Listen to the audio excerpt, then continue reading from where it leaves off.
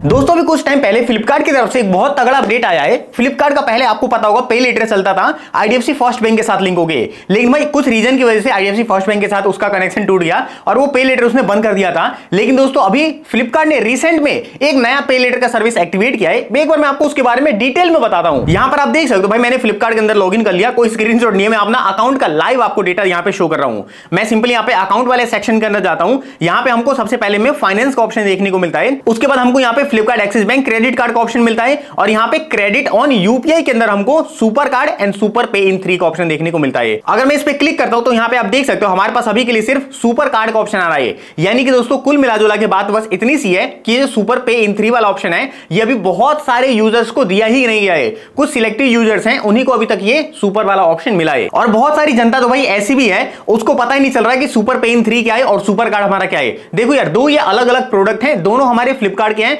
Super card जो है वो हमारा क्रेडिट कार्ड एक तरह से हो गया समझ जाओ, उसके अंदर भी आपको 2 कैटेगरी मिलती है, एक एफडी बेस और एक विदाउट एफडी। लेकिन जो हमारा सुपर पे इन 3 वाला प्रोडक्ट है वो एक दूसरा प्रोडक्ट है। उसका यूज आप तब कर सकते हो जब आप फ्लिपकार्ट पे कोई भी सामान को परचेज करते हो। एग्जांपल के लिए आपने पहले देखा होगा फ्लिपकार्ट का पे लेटर चलता था, पे लेटर के अंदर आपको एक एक्स अमाउंट की लिमिट मिल जाती थी और उस लिमिट का यूज करके मतलब जितनी आपकी लिमिट है उस लिमिट के बराबर या फिर उससे कम का आप कोई भी प्रोडक्ट परचेज करते थे और उसकी आपकी ईएमआई वगैरह बन जाती थी। अब देखो वही सेम काम हमारा फ्लिपकार्ट पे इन 3 के अंदर है। इसमें बेसिकली आपका बैंक वेरिफिकेशन लिया जाता है और बैंक में आपका ऑटो डेबिट सेटअप कराया जाता है। मतलब कि जैसी आपकी प्रोफाइल रहेगी उसके हिसाब से आपको उतनी लिमिट प्रोवाइड करी जाती है। अब देखो यहां पे भाई प्रूफ देना जरूरी हो जाता है। मेरे दोस्त ने बेसिकली अप्लाई किया था, उसका मैं आपको एक बार स्क्रीन रिकॉर्डिंग दिखा देता हूं कि किस तरह से हमारा ये काम करता है। जैसे कि मेरे केस में आप देख सकते थे मेरे पास सिर्फ सुपर कार्ड आ रहा था, लेकिन अगर आप एलिजिबल होते हो तो यहां पे आपके पास सुपर पे इन 3 आता है। उसके बाद देखो यहां पे साफ साफ कह रहा है कि अगर आप फ्लिपकार्ट पे कोई भी परचेज करते हो इस मतलब सुपर पे इन 3 के साथ तो यहां पे आपके 3 पार्ट के अंदर जो आपकी ईएमआई वो बना दी जाती है। फर्स्ट पार्ट के अंदर आपको जो भी आपकी मतलब ईएमआई होती है वो आपको अपफ्रंट से देनी पड़ती है।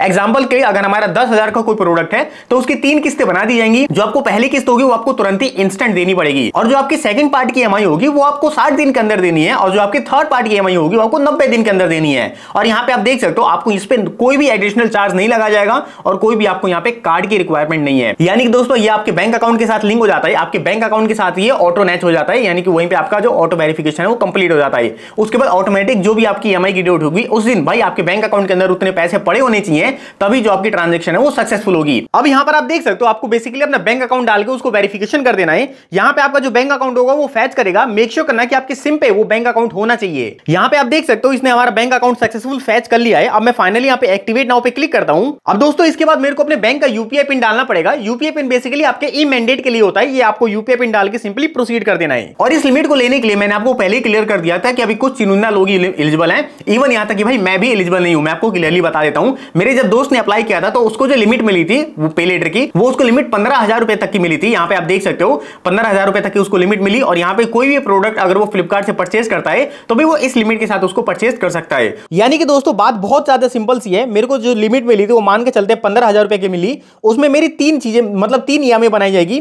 पहली ईएमआई मेरी मैक्सिमम 5,000 की होगी, दूसरी भी मेरी 5,000 की और तीसरी भी मेरी 5,000 की होगी। कोई भी प्रोडक्ट अगर 15,000 से 1 रुपए भी फालतू होता है तो भी मैं उसको परचेज नहीं कर सकता इस पे लेटर के थ्रू। अब देखो ये जो हमारा फर्स्ट वाला 5,000 रुपए है ये तो हमको स्टार्टिंग में पे करना ही पड़ेगा, इंस्टेंट हमको ये पे करना है। लेकिन ये जो हमारे हैं ये हमारे पहला ये हमारा 60 दिन के बाद और दूसरा हमारा 90 दिन के बाद, यानी कि आपको इसमें मैक्सिमम 3 महीने तक का टाइम मिल जाता है। इसलिए जो मेरा बैंक अकाउंट है उसमें भी जो मेरा मैक्सिमम ऑटो डेबिट सेटअप है वो 5,000 रुपए सेट किया गया है। और प्रोडक्ट परचेज करते वक्त भी जैसे कि देख सकते हो एग्जांपल के लिए अगर वो कोई भी प्रोडक्ट लेता है तो उसकी 3 किस्तें यहां पे बना दी जाती हैं। पहली किस्त उसको इंस्टेंट पे करनी होगी, सेकंड किस्त आपको मतलब डेट दिखा दिया जाएगा कि भाई आपको इस डेट को अपने अकाउंट के अंदर पैसा रख लेना ताकि जो आपकी ईएमआई वो पे हो सके। अब दोस्तों हम बात करते हैं कंक्लूजन की। देखो अगर आप फ्लिपकार्ट की नजर से देखो तो भाई ये बिजनेस तो उनके लिए बढ़िया है, क्योंकि दोस्तों जो भी लोग एग्जांपल के लिए मान लेते हैं अगर वो 30,000 रुपए का प्रोडक्ट लेने में भाई थोड़ी टेंशन लेते थे तो भाई फ्लिपकार्ट ने ऐसा काम किया है अगर उनके बैंक अकाउंट के अंदर सिर्फ 10,000 रुपए भी है ना तो भी वो प्रोडक्ट परचेज कर सकते हैं बिना कोई एक्स्ट्रा चार्जेस के और बिना कोई हिडन चार्जेस के।